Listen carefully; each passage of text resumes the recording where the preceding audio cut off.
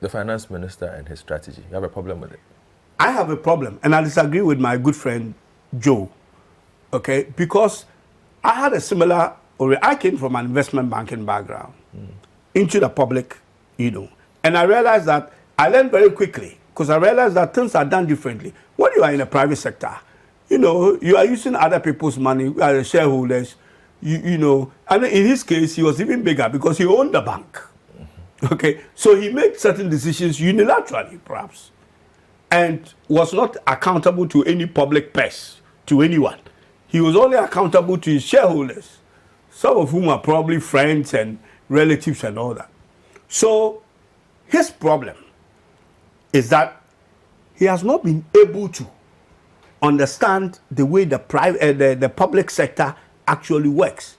So the broader picture that I have painted to you, he looks at it from an Eurobond capital market standpoint.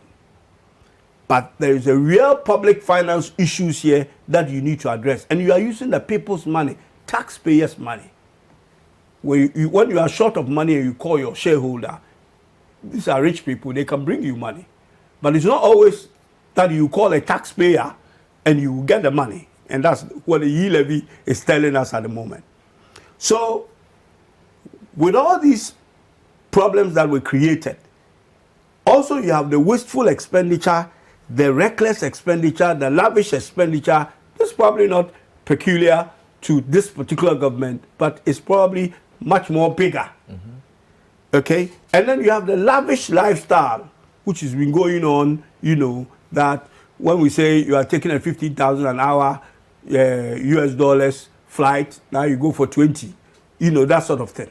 So, but this probably will be, I don't want to make it political. I want to bring the economics of the matter. Let's keep it economic. Economics of the matter here. So, this is fundamentally the problem. We have a structural problem in our economy that requires a long-term solution. But we have immediate problems, partly by the COVID, partly by Ukraine. But what these things have done is that they have exposed the structural problems that we have in our economy. So they are not the structural problem. And, sorry? Well, if you listen to the government side, they are saying, because the government's narrative, the final paragraph, built back in the face of challenges induced by the COVID-19 pandemic. They're going to blame recently. Because what they are doing now is that they found someone to blame. COVID, Ukraine war. The next, who they're going to blame next? When they go to the IMF, the blame will be on IMF.